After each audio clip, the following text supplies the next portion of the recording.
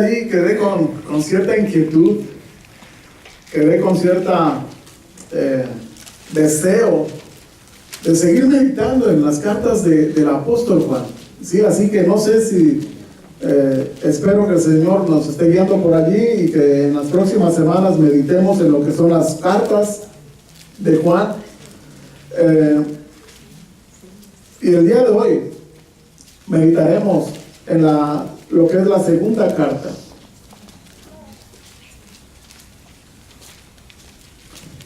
Una carta muy breve, solamente consta de 13 versículos, pero ya sabemos, ¿verdad?, que a veces en la brevedad se dice bastante, ¿verdad? En las pocas palabras a veces dicen o tienen mucho que decir, ¿sí? Mucho que decir. En la tercera carta del apóstol Juan, veíamos que el apóstol Juan casi completamente en la tercera carta se dedica a elogiar prácticamente, ¿no? A elogiar a los hermanos por su buen testimonio, por continuar en la verdad, por también no solamente continuar y permanecer en la verdad, pero dice el versículo 8 de tercera de Juan, que estos hermanos estaban también cooperando con la verdad. Entonces vemos cómo el apóstol Juan, hermanos, a este hombre llamado Gayo, le estimula, ¿verdad?, le anima con palabras preciosas de su conducta, por su testimonio, igualmente a los demás como Demetrio y a otros hermanos, que dice el apóstol Juan en el versículo 4, no tengo yo mayor gozo que el oír que mis hijos andan en la verdad. Y elogia a Gayo y a Demetrio, no así a Diótrefes, ¿verdad?, que habla firme contra él, le confronta de una manera directa en su carta acerca de su mal proceder que estaba haciendo, de las cosas que estaba haciendo, ¿verdad? En esta segunda carta, hermanos, el apóstol Juan, aunque la carta es breve, el tema es distinto, ¿sí? Y también los receptores de esta carta son también distintos, no es Gayo. Vamos a leer esta carta ahorita, pero cuentan, hermanos, ¿a cuántos les suena este nombre? Cerinto. ¿No, verdad? Cerinto, pues no. Pero fíjense nada más, Cerinto era un maestro gnóstico en Asia Menor, que vivió entre los siglos I y II. Ireneo, un padre de la iglesia, afirma que Juan escribió su evangelio especialmente, o sus cartas, contra Cerinto. Este hombre Cerinto era un hereje, ¿sí? Era un hombre que enseñaba una doctrina equivocada y fue un contemporáneo del apóstol Juan. Sí, fue un contemporáneo. Mientras Juan estaba pastoreando la iglesia, este hombre Cerinto, hermanos, también les estaba enseñando a los hermanos otras cosas que no eran conforme a la doctrina sana, conforme a la palabra de Dios. Y entonces quiero leerles algunas cosas que están allí en los libros de historia, algunas como historias que han ido de generación en generación. Y dice una ocasión que el apóstol Juan en la ciudad de Éfeso estaba parado allí esperando entrar a unos baños públicos, ¿sí? No sé, a bañarse, yo creo, en estos baños públicos que eran muy comunes en esta ciudad. Y entonces escuchó que Cerinto estaba adentro de esos baños. Entonces Juan dice lo siguiente: ¿saben qué? Vámonos de aquí, salgamos de aquí, no sea que se hunda el edificio, pues Cerinto, el enemigo de la verdad, está adentro. Si no quería el apóstol Juan ni siquiera entrar al lugar donde estaba este hombre que era conocido por ser un falso maestro. ¿Y por qué era un falso maestro? Muy bien, Cerinto, dice la historia, que distinguía entre Jesús y Cristo, ¿sí? Una enseñanzas muy comunes en ese tiempo. O sea, él decía que Jesús era un hombre como cualquiera, ¿verdad? Pero que Cristo era divino. Entonces el Cristo vino y entró en este hombre llamado Jesús. Entonces que en la cruz murió Jesús y Cristo a la vez, pero a la hora de resucitar no resucitó Jesús, resucitó solamente Cristo, porque Jesús era el humano, ese se corrompió, dice, pero el divino solamente era Cristo. Entonces él diferenciaba entre este nombre Jesucristo, diciendo que no podía ser el mismo. Jesús era un hombre y Cristo era el que venía del cielo. Cerinto dice, distinguía entre Jesús y Cristo. Jesús era un simple hombre, aunque de eminente santidad. Él sufrió y murió y fue resucitado de entre los muertos, o como dicen algunos que pensaba Cerinto, será levantado de entre los muertos el último día, y todos los hombres resucitarán con él. En el momento del bautismo, Cristo o el Espíritu Santo era enviado por el Dios Supremo y habitó en Jesús, enseñándole lo que ni los ángeles conocen, el Dios desconocido. Este hombre Cerinto era un falso maestro, y contra ese falso maestro el apóstol Juan escribe tanto su evangelio como sus cartas. Si ustedes se recuerdan, el propósito del evangelio de Juan es demostrar que Jesús es el Hijo de Dios, o que es Dios mismo, ¿verdad? Y comenzando con versículo 1 de Juan 1, ¿se recuerdan? Esta semana lo estuvimos viendo en la escuela de vacaciones. En el principio era el verbo, y el verbo era Dios. Y el verbo era, y el verbo era con Dios. Y el verbo era Dios mismo, ¿verdad? Jesucristo. Desde la eternidad hasta la eternidad, Jesús es el mismo, ¿verdad? No cambia. Entonces, hermanos, hablábamos de esto en esta semana, y este hombre era un falso maestro. Muy bien. Dicho esto, vamos a leer la carta. Segunda de Juan, solo en su capítulo 1 que tiene. Vamos a leerlo juntos, los 13 versículos. ¿Ya la tienen? Amén.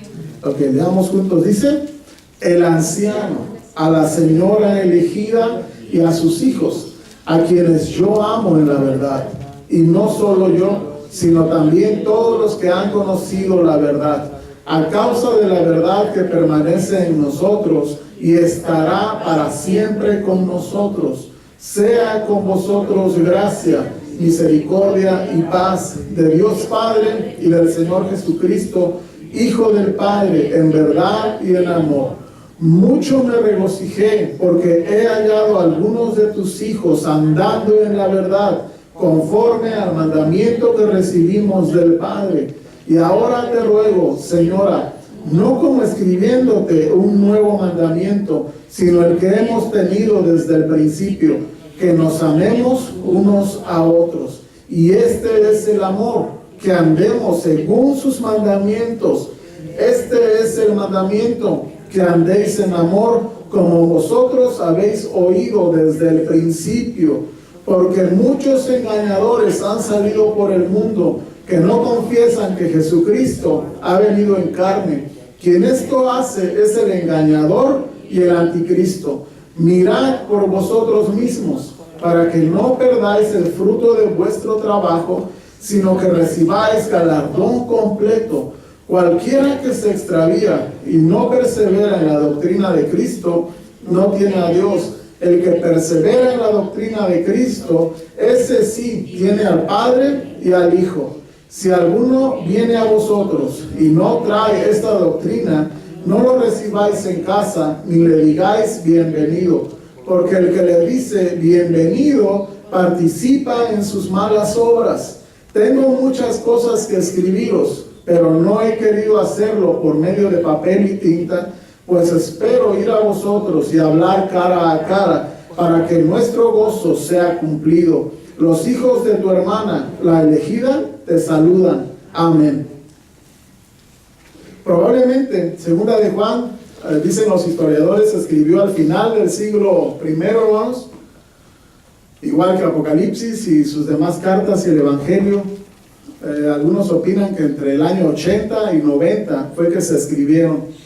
Y anoté 5 cosas que encuentro en esta carta que me gustaría que nos llevásemos en este día y que meditásemos en ella durante la semana. Y 5 cosas de esta iglesia o de esta carta del apóstol Juan. Antes de ello, quiero que veamos el versículo 1, que dice: el anciano a la señora elegida y a sus hijos. Hay 2 posibles o hasta 3 posibles interpretaciones con respecto a este versículo, ¿sí?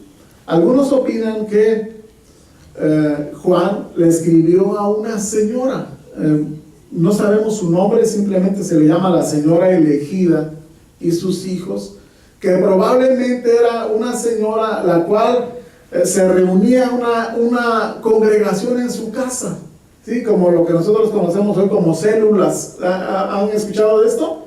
Entonces probablemente esta señora prestaba su casa para que allí se reuniera un grupo de hermanos, y probablemente la carta va dirigida a esa señora.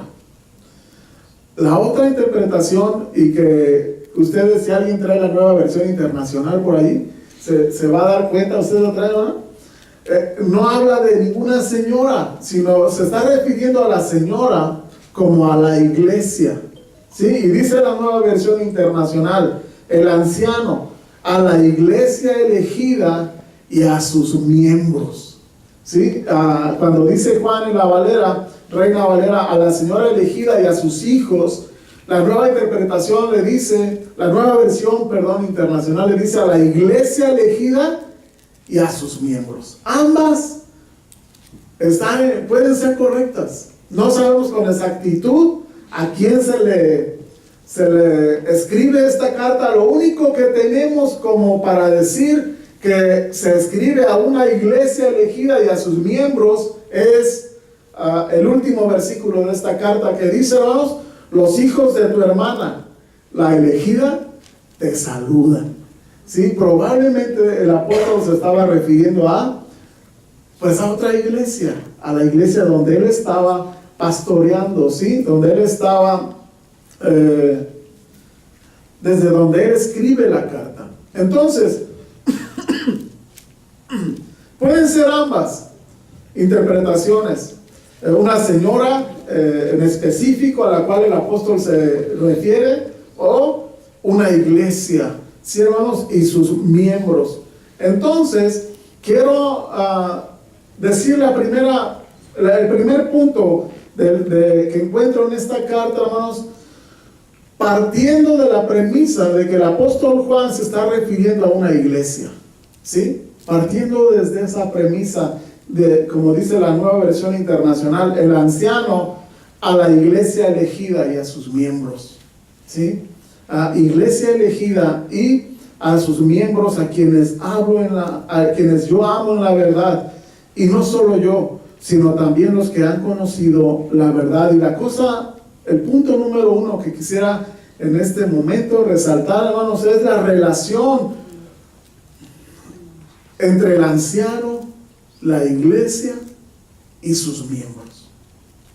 Relación entre anciano, iglesia y miembros. Y hermanos, es una relación que a lo largo del Nuevo Testamento, a todo lo largo de la palabra del Señor, específicamente en el Nuevo Testamento, cuando nos habla del crecimiento y desarrollo de la iglesia, siempre nos va a decir, hermanos, una relación muy cercana entre ancianos, iglesia y miembros de la iglesia. En este caso, hermanos, dice Juan, el anciano a la señora elegida y a sus hijos. Y a lo largo del Nuevo Testamento les decía, hermanos, hay un principio y hay una enseñanza muy clara que tiene que ver con esa relación entre ancianos, iglesia y miembros de la iglesia. ¿Saben por qué me parece importante? De hecho, titulé a esta carta un llamado siempre oportuno. Me parece importante o oportuno señalar esta relación porque el día de hoy a mucha gente no le interesa ser miembro de nada. No les interesa ser miembro de una sociedad, no les interesa ser miembro de una congregación, no les interesa ser miembros de ningún club, no les interesa ser miembros de nada donde se pida cierto compromiso. ¿Sí? No hay, se está perdiendo esto. Hay lugares, hermanos, donde la iglesia, usted y yo podemos ir todo el tiempo, pero sin que me exijan nada, porque no soy miembro de aquí. Vengo de visita, vengo como un amigo, como una amistad, pero no vemos eso en las primeras comunidades cristianas. Vemos en las primeras comunidades cristianas, en estas, donde el apóstol Juan, donde el apóstol Pedro, donde el apóstol Pablo hicieron ministerio, vemos, hermanos, que siempre había una relación muy estrecha entre ancianos, iglesia, y ¿verdad? Pues es lo mismo, iglesia y miembros de la iglesia. No había por allí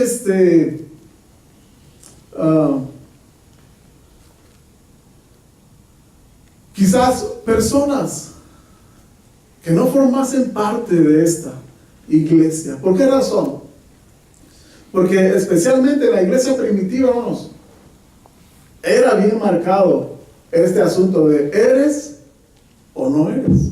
Porque ser miembro de una comunidad, ser miembro de la primera iglesia cristiana, o vamos a llamarla así, ser miembro de la iglesia cristiana del primer siglo, ¿qué implicaba, hermanos? ¿Alguien me dice?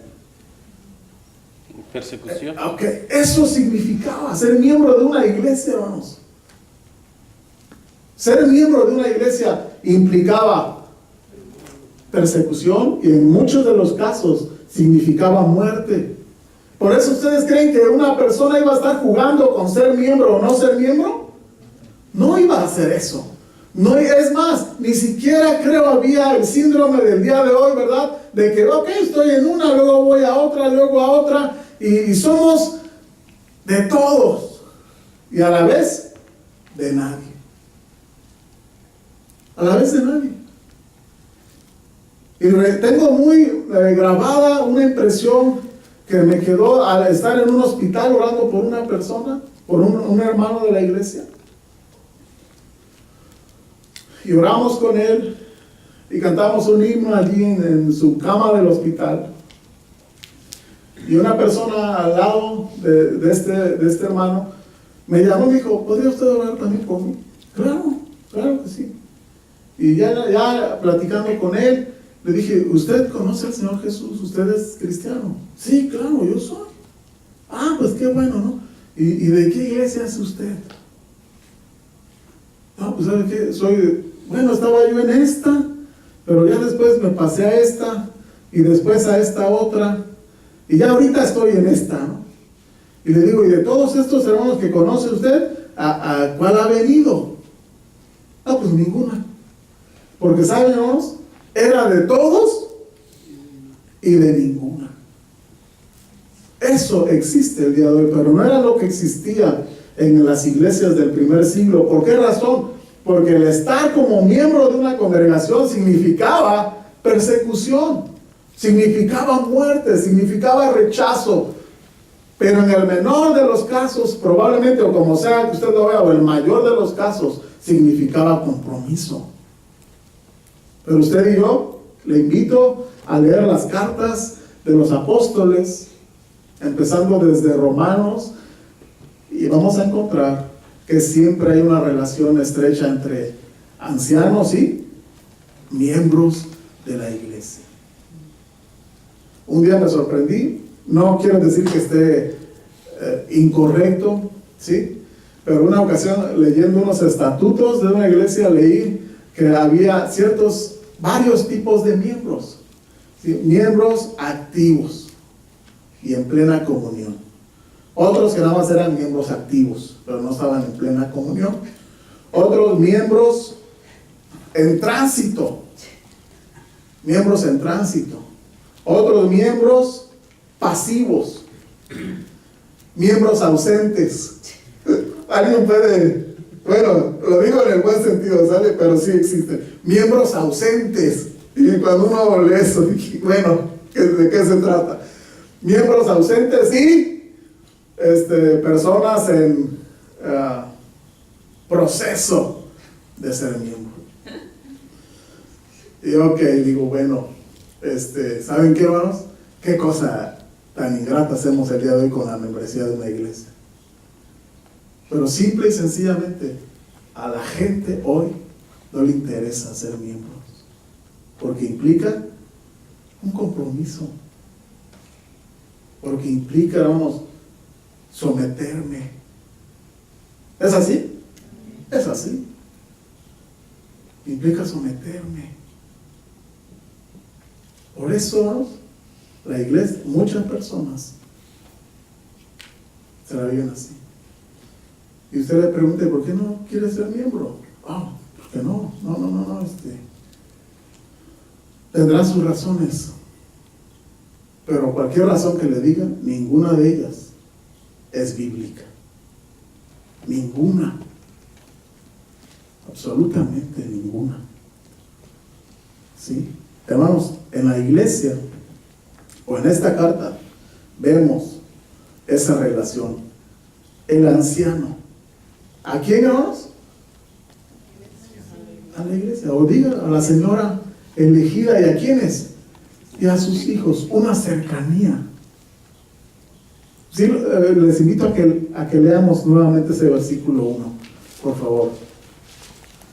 Leamos juntos. 1, 2, 3. El anciano, a la señora elegida y a sus hijos, a quienes yo amo en la verdad, y no solo yo, sino también todos los que han conocido la verdad. Hermanos, sí podemos ver esa cercanía. Sí podemos sentir y palpar esta cercanía de que la relación entre iglesia no es una relación informal.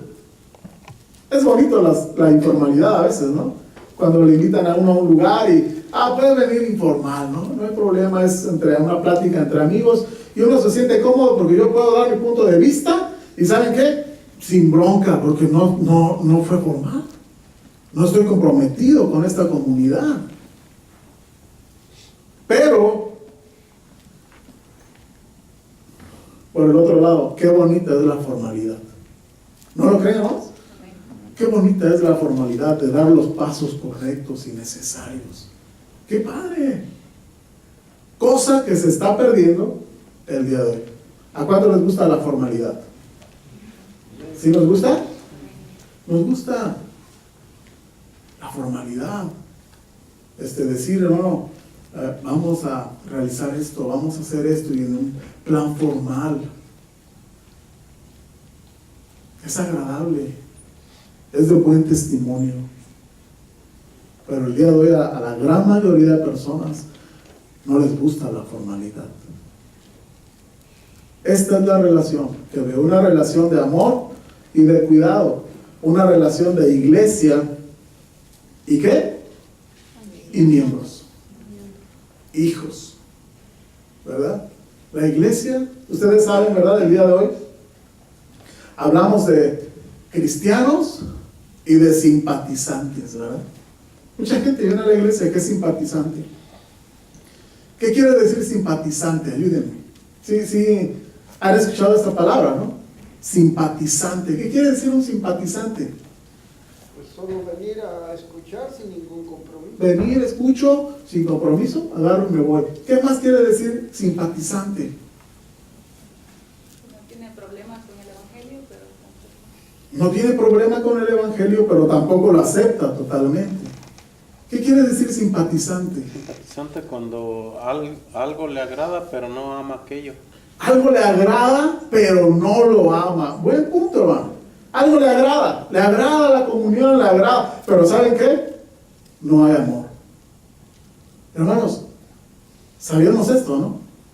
Tantos simpatizantes. La iglesia de la cual somos parte tiene sus simpatizantes. Tiene hermanos, hermanas. No quiero decir que son malos, pero tienen que pasar de ese al paso siguiente. ¿Sí? De ser simpatizantes. Tenemos nuestros simpatizantes, ¿verdad? Gente les gusta la iglesia. Es agradable. Pero ¿saben, hermanos? ¿Se les puede llamar miembros? ¿Cómo les llamamos? Tus amigos, sus cuates, simpatizantes de la iglesia, pero no quieren más. Y eso no lo vemos en el Nuevo Testamento. Versículo 2 en adelante.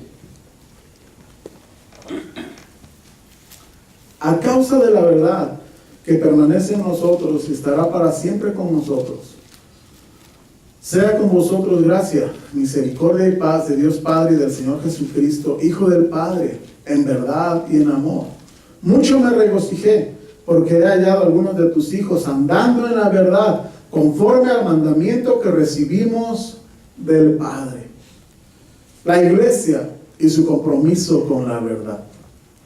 Hermanos, ¿a cuánto les gusta que les mientan?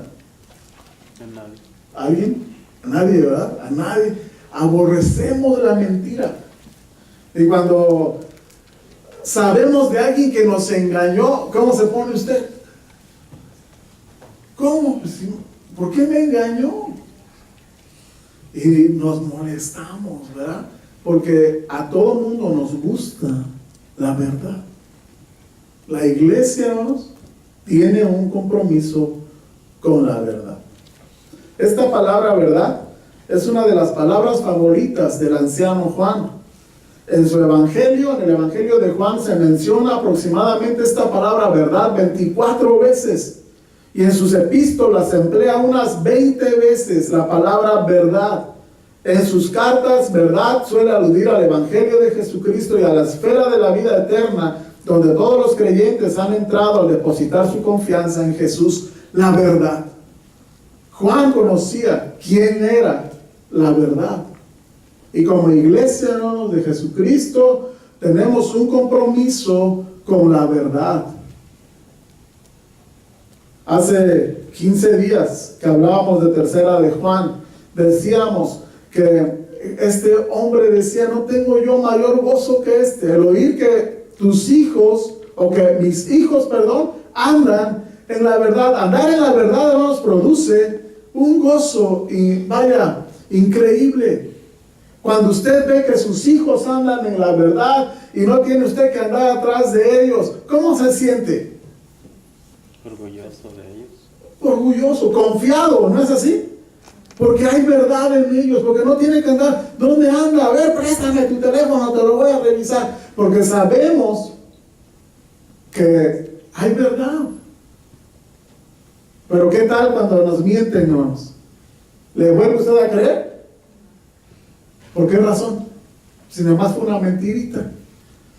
Y si le pregunta al muchacho o a la muchacha, ¿qué le va a decir? Papá, era una mentirita blanca, o rosa, o roja, dependiendo del color, ¿verdad?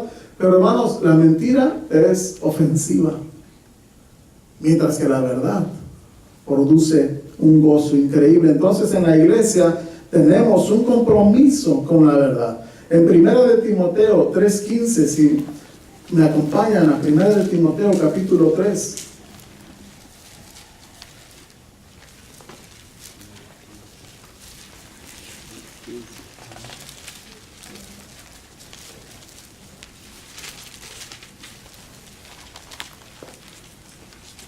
Dice la escritura en 1 de Timoteo 3:15.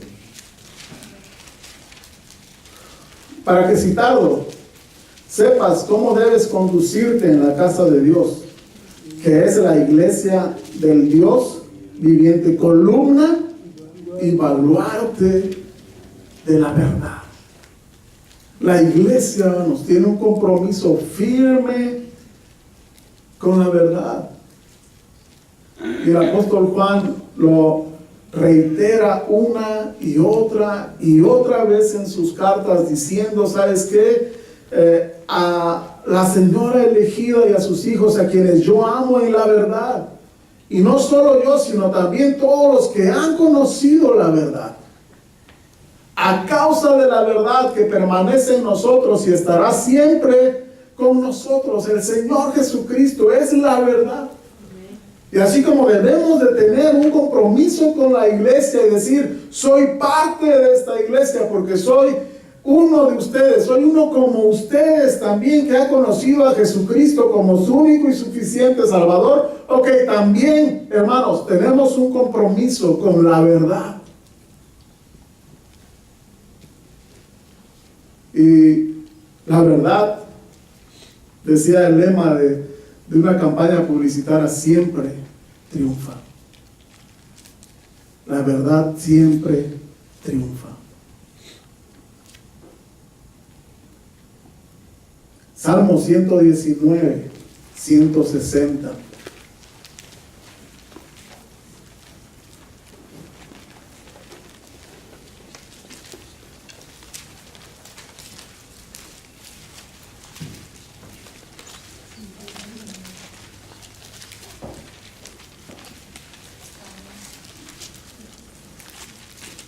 El último versículo, uno de los últimos versículos de este salmo más grande, dice: la suma de tu palabra es verdad, y eterno es todo juicio de tu justicia.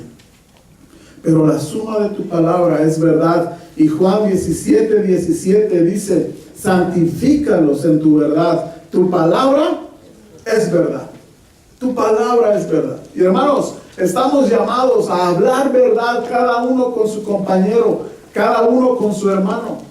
Tenemos un compromiso, no solamente de hablar la verdad, pero de andar en la verdad. De andar en la verdad. De veras, qué terrible es, hermanos, ocultar una mentira. Ocultar una mentira, hijos, un tiempo, 1, 2, 3, 20 años. ¿Cómo vivo ocultando una mentira, hermanos? Y luego, ¡guau!, sale a la luz. Hermanos, qué terrible, ¿no? Qué terrible. Tratar de vivir ocultando la mentira. No. Tengamos un compromiso con la verdad, hermanos. Con la verdad del Señor. Dice así, la verdad, junto con el amor, es uno de los valores innegociables de la iglesia. La verdad es uno de esos pilares en la iglesia que si llegara a faltar, les pregunto, ¿se podría llamar iglesia? En un lugar donde no hay verdad, en un lugar donde todo el mundo miente, en un lugar donde todos estamos ocultando la mentira y tratando de ocultar nuestro pecado y nuestra mentira sin que nadie diga nada.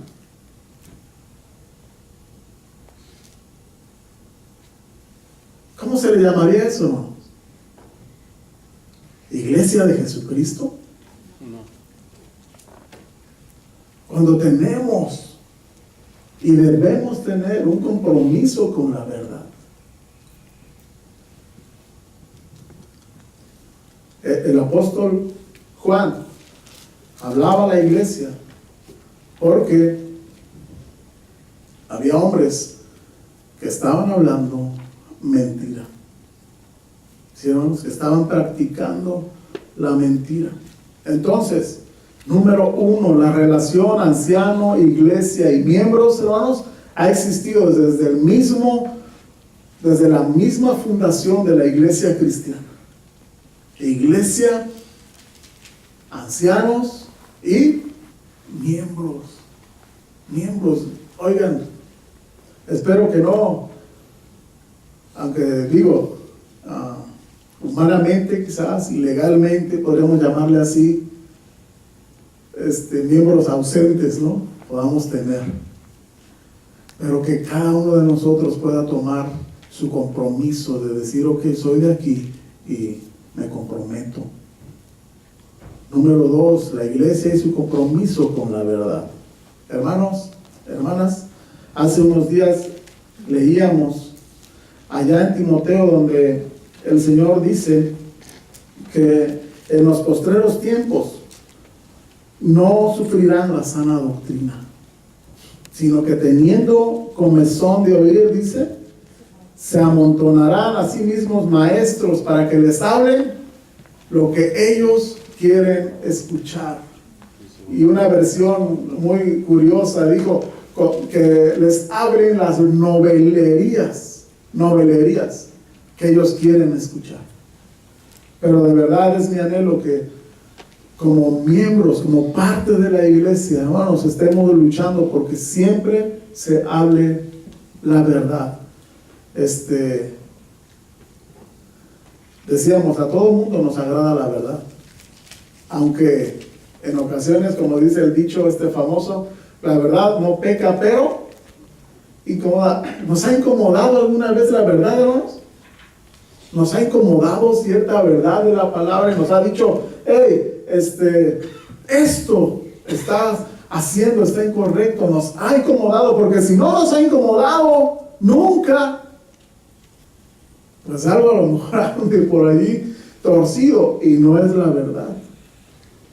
Porque la verdad, hermanos, nos va a confrontar, nos va a reprender, ¿sí? Y el detalle es cuando después de una y otra reprensión de la verdad, nuestras conciencias, como dice Pedro, hermanos, se llegan a cauterizar. Se llegan, ya, esto ya lo he escuchado un buen de veces. No pasa nada. Es más, el día de hoy estuvimos estudiando en la escuela dominical el tema, pero ¿qué? ¿Cuál es el problema si todo el mundo lo hace? Y así pensamos muchas veces, pero bueno, sí vivo de tal manera, sí sé que la palabra de Dios me confronta, pero ¿cuál es el problema? Si he estado re bien, me ha ido re bien, me ha ido muy bien en todos mis negocios, entonces ¿para qué cambiar? Entonces ¿para qué acomodarme a la verdad? ¿Para qué si así estoy bien? Hermanos, no nos engañemos. Dice la palabra de Dios, todo lo que el hombre sembrare, ¿cómo dice Dios? Eso también va a cosechar. Eso también. Entonces, un compromiso con la verdad. Versículo 5 y versículo 6 de segunda de Juan nos dice allí, el apóstol Juan en el versículo 4 parece que pone punto y cambia el sentido o el tema de conversación y dice, y ahora te ruego, ¿verdad? Como cambiando allí el tema, y ahora te ruego, señora, no como escribiéndote un nuevo mandamiento, sino el que hemos tenido desde el principio, que nos amemos unos a otros. Y este es el amor, que andemos según sus mandamientos. Este es el mandamiento, que andéis en amor, como vosotros habéis oído desde el principio. La iglesia y el mandamiento nuevo, y hermanos, les quisiera, ahí estos versículos son tan sencillos y fáciles de comprender, pero quisiera preguntarles, dice el 5, y ahora, señora, no escribo, no como escribiéndote un mandamiento nuevo, sino el que hemos tenido desde el principio, que nos amemos unos a otros. Y luego dice, y este es el amor. ¿Cuál es el amor? De acuerdo al pasaje de este versículo, ¿cuál es ¿O cómo podemos demostrar nuestro amor al Señor, hermanos? ¿Cómo? Poniendo en práctica sus mandamientos. Poniendo en práctica sus mandamientos. Y este es el amor, que andemos según sus mandamientos. ¿Qué cosas, no? No sé cuántos de ustedes, hermanos, que son padres, en alguna ocasión le habrán tenido que decir a sus hijos: hijo, si me amas, obedézame. ¿Cuántos hemos tenido esa necesidad? Si me amas, porque viene el hijo y la hija, ¿verdad? Especialmente los 10 de mayo y el día del padre. Ay, papá, que te amo demasiado, y mamita, vente al mejor restaurante, te amo, y pum, besos y abrazos. Y muchas veces, ¿qué decimos? ¿Sabes qué? Digo, no quiero a lo mejor regalos caros, solamente obedéceme. Y pasando el día, se olvidó, ¿verdad?, el amor y las cosas. Pero el Señor dice: este es el amor, que andemos según sus mandamientos. El apóstol Juan no cambia el tema. Allá en el Evangelio del mismo Juan, capítulo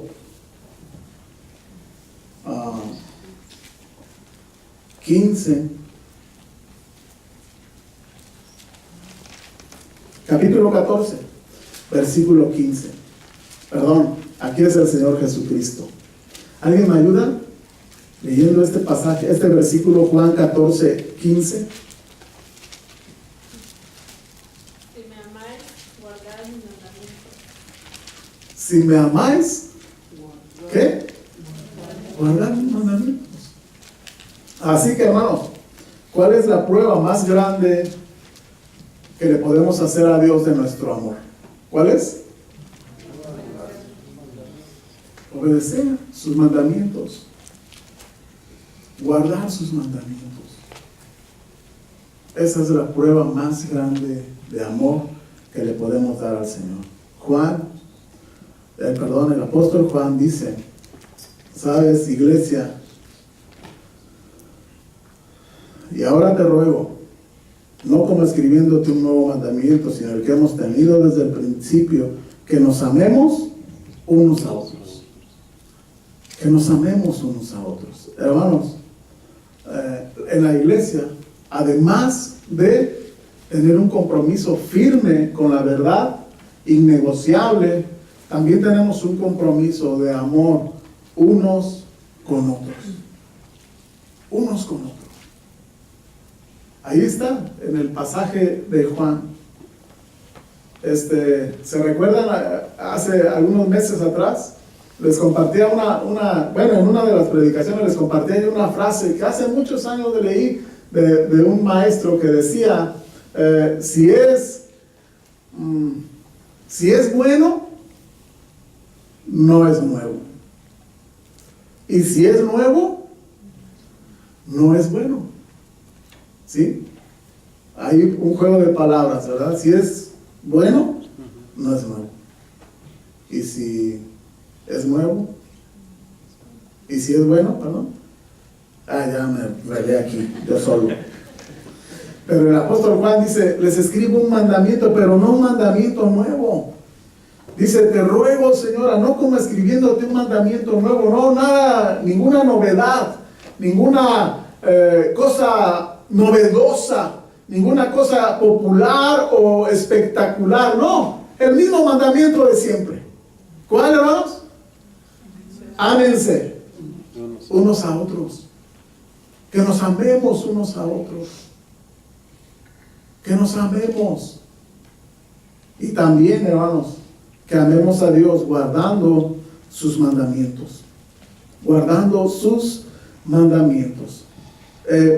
Entonces hay tres palabras que quiero aquí hacer notar: verdad, mandamientos, amor.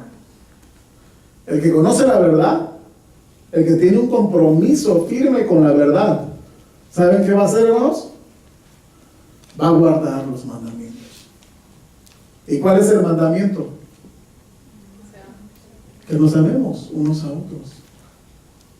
que nos amemos. O sea, mientras meditaba en esto decía, ¿por qué muchas veces hay conflicto? ¿Por qué muchas veces hay problemas entre las iglesias? ¿Por qué muchas veces hay problemas entre hermanos? ¿Saben por qué? Porque hemos olvidado nuestro compromiso. Hemos olvidado y hemos pasado por alto la verdad. Y no queremos obedecer los mandamientos de nuestro Dios.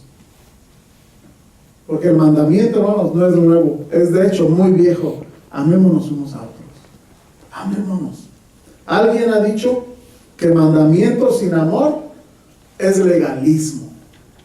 Sí sabemos esto, ¿verdad? Puro mandamiento, ¿no? Pum, le vas a hacer 1, 2, 3, 4 y así le vas a hacer. Y hermanos, entonces se enfrenta muchas veces uno al legalismo o al dogmatismo, que muchas veces se le acusa a la iglesia de eso. Deja aquí puras reglas, aquí son bien malos, aquí son bien duros. Entonces, mandamiento sin amor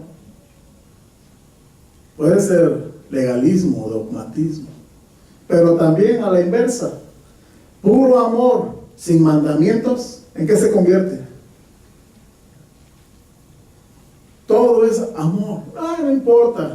No importa lo que hagas, véngase, ¿no? Hermanita, hermanito, ¿saben qué, hermanos? Amor sin mandamientos se convierte en mero sentimentalismo. ¿A cuánto les gustaría eso? ¿A cuánto nos gustaría ser regidos por nuestras emociones nada más? Ándele, para acá y no hay problema con lo que hagas. Cristo, Dios es amor, dice. Dios es amor, claro. Y así se pasarán buscando un lugar donde sí hay amor. Hermanos, un equilibrio, una combinación perfecta es verdad y amor. Dice un proverbio que con misericordia y verdad se corrige el pecado. Con misericordia y verdad. Primera de Corintios capítulo 13. ¿Me acompañan? Este capítulo precioso. Primera de Corintios 13.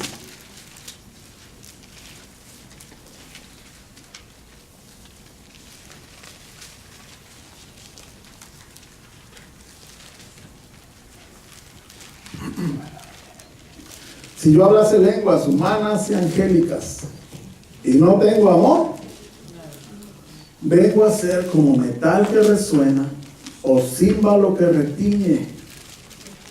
Y si tuviese profecía y entendiese todos los misterios y toda ciencia, o sea, que fuera un erudito el hombre, que fuera, una eminencia en cuanto a conocimiento intelectual, y si tuviese toda la fe de tal manera que trasladase los montes y no tengo amor, Nada. ¿qué dice?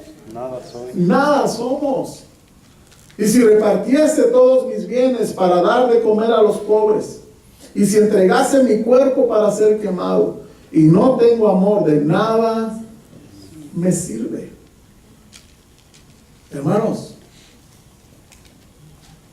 si no hay amor, así como también si no hay verdad, no se le puede llamar iglesia. Tenemos un compromiso con ambos, con la verdad y con el amor. Y les animo a que esos sean nuestros valores innegociables de la iglesia. Verdad, 100% verdad.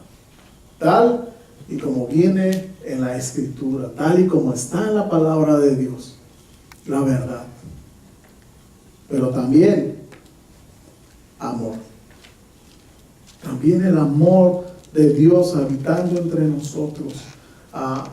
De veras, le doy gracias a Dios, hermanos, porque hace 8 días dimos una muestra de cuánto el amor de Dios habita en nuestros corazones. Al ser generosos con esta ofrenda que enviamos a nuestros hermanos en necesidad. Pero, hermanos, esa debe ser nuestra constante, el amor. Amémonos unos a otros. Pero también la verdad, ¿sí? También la verdad. Dice el apóstol Pablo aquí en Corintios 13, puedes conocer mucho, puedes hablar lenguas, puedes conocer misterios increíbles, puedes tener la fe de trasladar los montes de un lugar a otro, pero si no tenemos amor, no sirve de nada. No sirve. ¿Sí, hermanos? Entonces tenemos o debemos tener un compromiso con ese mandamiento nuevo que es verdaderamente un mandamiento muy viejo. Número 4. Ayúdenme a leer ahí a partir del versículo 7, hermanos. De segunda de Juan. Del 7 hasta el 11. Y vámonos sobre el final, ¿sí? 7 al 11. Ayúdenme, por favor, dice. Porque muchos engañadores han salido por el mundo, que no confiesan que Jesucristo ha venido en carne. Quien esto hace es el engañador y el anticristo. Mirad por vosotros mismos, para que no perdáis el fruto de vuestro trabajo, sino que recibáis galardón completo. Cualquiera que se extravía y no persevera en la doctrina de Cristo, no tiene a Dios. El que persevera en la doctrina de Cristo, ese sí tiene al Padre y al Hijo. Si alguno viene a vosotros y no trae esta doctrina, no lo recibáis en casa, ni le digáis bienvenido, porque el que le dice bienvenido participa en sus malas obras. La iglesia y su compromiso de guardar la sana doctrina. Tenemos un firme compromiso con la verdad, un compromiso con el mandamiento siempre actual, amándonos unos a otros, perseverantes en la sana doctrina. Guarda, dice el Señor Jesucristo, guárdense de los falsos profetas. Lo estuvimos viendo hace 8 días y hemos los últimos 2 viernes, penúltimos 2 viernes hemos estado hablando de las cualidades de un falso maestro. Pero Juan nuevamente reitera aquí, porque muchos engañadores han salido por el mundo, y si usted y yo no tenemos un compromiso con la verdad, no tenemos un compromiso en guardar los mandamientos del Señor, vamos a ser presa fácil de estos engañadores. Presa fácil. Muchos engañadores han salido por el mundo que no confiesan que Jesucristo ha venido en carne. ¿Saben quién hacía esto? Del hombre que les hablé al principio, Cerinto. Él enseñaba que Jesucristo no era un solo hombre, que Jesús ya existía aquí, nació como cualquier hombre mortal, y en un momento dado en su bautizo dice que entonces vino Cristo sobre él y lo llenó y lo poseyó. Una herejía destructora del primer siglo. Y el apóstol Juan, hermanos, sin más y sin ninguna sin discreción, con toda la firmeza, dice: quien esto hace es el engañador y el anticristo. Y nosotros, hermanos, tenemos un compromiso con guardar la doctrina de nuestro Señor Jesucristo, de tal manera que dice el apóstol Juan: si alguno viene a vosotros y no trae esta doctrina, no le recibas en casa, ni le digas bienvenido, porque el que le dice bienvenido participa de sus malas obras. He escuchado a algunos hermanos y hermanas decir: ay, pastor, pero ¿cómo le voy a decir a esta persona que me viene a hablar de la Biblia que no? Pues si la Biblia nos dice que tenemos que ser buenos hospedadores, ¿no? ¿Acaso no está diciendo Juan ahí que debemos amarnos?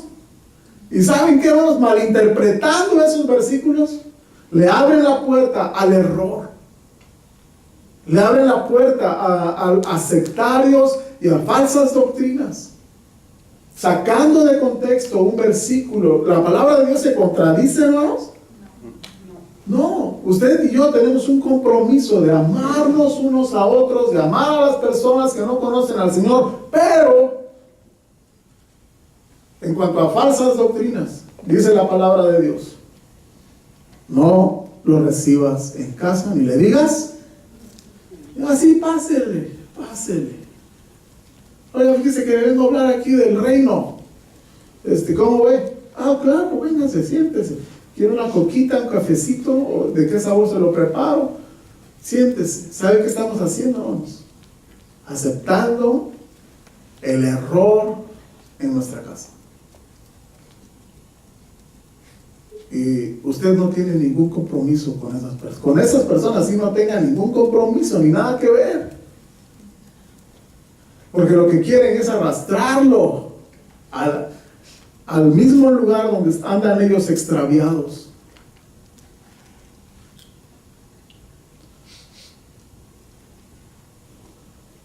No escucho tanto esto ya, pero todavía hermanos o hermanas que dicen, ay, hermanas, que yo les abro la puerta y pues vienen a hablar de la Biblia. ¿Acaso no es la misma Biblia?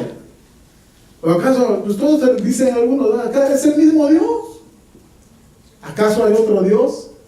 Y hermanos, ¿saben qué? Híjoles, papás que le abrieron la puerta a doctrinas equivocadas. Híjoles, tengo más o menos 3 historias más o menos cercanas de personas que le abrieron la puerta al error y saben que hermanos, se lamentaron. Personas que dijo, si son nuestros hermanos también, pues vienen a hablar del reino, traen sus revistitas, nomás me las leen y saben que hermanos, familiares, hijos yéndose tras los ruselitas, familias de cristianos abriéndole la puerta a la doctrina equivocada de José Smith. ¿Saben? Sus hijos por allá. Cuando ellos quisieron reaccionar, hermanos, hermano, ¿cómo le hago para que vengan mis hijos otra vez para acá?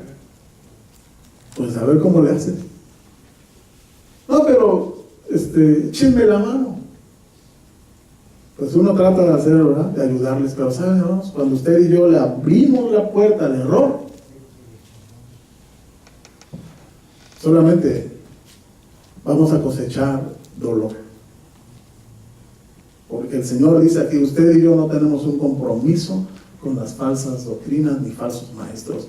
Y saben, hermanos, en 3 de Juan, allí en el versículo 6 al 8, en 3 de Juan, lo vimos hace 15 días, dice, desde el 5, amado, fielmente te conduces cuando prestas algún servicio a los hermanos, especialmente a los desconocidos, los cuales han dado testimonio ante la iglesia, testimonio de tu amor, y harás bien en encaminarlos como es digno de su servicio a Dios, para que continúen su viaje, porque ellos salieron por amor del nombre de Él, sin aceptar nada de los gentiles. Nosotros pues debemos acoger a tales personas para que cooperemos con ¿qué, hermanos? Con la verdad. Hermanos que vienen de otro lugar, hermanos que solicitan apoyo a la iglesia, como lo hemos visto en los últimos días. Hermanos, abrir nuestras manos a ellos y nuestro corazón y ser generosos. Hermanos, pero personas que vienen con una doctrina equivocada, y usted lo sabe, y yo lo sé, y en lugar de pintar mi raya y decir, ¿sabes qué? Por favor, no. Lo recibimos en la casa cuando la palabra de Dios dice que usted y yo no tenemos ningún compromiso con ellos. Es más, su compromiso con la verdad debe ser tal que el error, hermanos, no lo debe admitir en su casa. Su compromiso con la verdad. Y sobran los versículos. 1 de Timoteo 4:16, 2 de Timoteo 4:2, 2 de Timoteo 4:3, Tito 2:1, Romanos 16:17, 2 de Tesalonicenses 2:15, exhortándonos una y otra vez, hey, ten cuidado de ti mismo y de la doctrina. Persiste en ello, que prediques la palabra, que instes a tiempo y fuera de tiempo, redarguye, reprende, exhorta con toda paciencia y doctrina. Pero tú habla lo que está de acuerdo con la sana doctrina.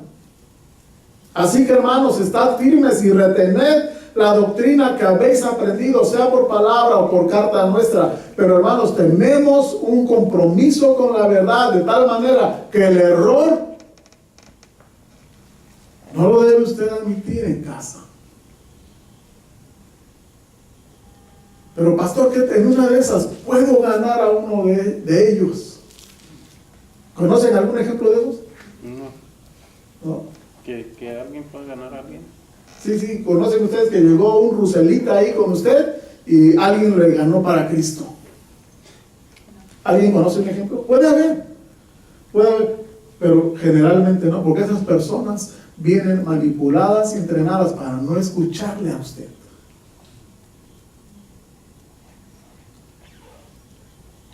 No los va a ganar. Así que no intentemos, pasarnos de buena gente, de almas caritativas. Y digo, ok, pásale. Porque una vez abriéndole la puerta, híjoles, no sé si alguien ha tenido una experiencia como esas, pero para que le saque de allí, va a estar difícil. Una ocasión leía que una de las cualidades de las falsas doctrinas es sembrar duda. Sembrar duda. Esa es la cualidad principal de las falsas doctrinas. Entonces vienen con usted y le dicen, oye, sí sabes, ¿no? Que la palabra de Dios dice que Jesús fue un buen maestro y que vivió allá en Nazaret, y cuando era niño dice que dibujaba pajaritos en el polvo y le soplaba y salían los pajaritos volando. ¿Has leído eso? ¿En serio? Sí. Wow, no, fíjate que no. Pues si quieres puedo venir y leemos. Y algunos ya te están diciendo, órale, pastor, ¿no? Siembran duda. La duda, hermanos, la duda de las falsas enseñanzas es su mejor aliado. Y al otro día usted ya tiene preparada la mesita con snacks, bebidas, porque va a venir aquella persona a hablarnos de algo que nosotros desconocíamos de Jesús. Caímos en la trampa. No debe ser así, hermanos. Y concluye el apóstol Juan en el versículo 12. Tengo muchas cosas que escribiros, pero no he querido hacerlo por medio de papel y tinta, pues espero ir a vosotros y hablar cara a cara, para que nuestro gozo sea cumplido. Los hijos de tu hermana, la elegida, otra iglesia con sus miembros, ¿verdad?, te saludan. Amén. Una conclusión que ya de por sí invita al gozo, ¿verdad? ¿Sabes qué? Tengo más cosas que decirte, pero te las voy a decir cara a cara, para que nuestro gozo, tanto de una parte como la del otro, sea cumplido, dice. Hermanos, hay gozo cuando somos exhortados. Debe haber gozo cuando somos alentados a seguir adelante. Debe haber gozo cuando usted escucha de nuestros hermanos, véngase a orar el lunes a las 8 de la noche. Gócese. Debe haber gozo cuando le decimos, hermanos, véngase a las 11 del domingo, vamos a estudiar juntos. Hermanos, debe haber gozo cuando alguien nos dice la verdad. Debe haber gozo. ¿Y qué les parece si oramos? Padre, te damos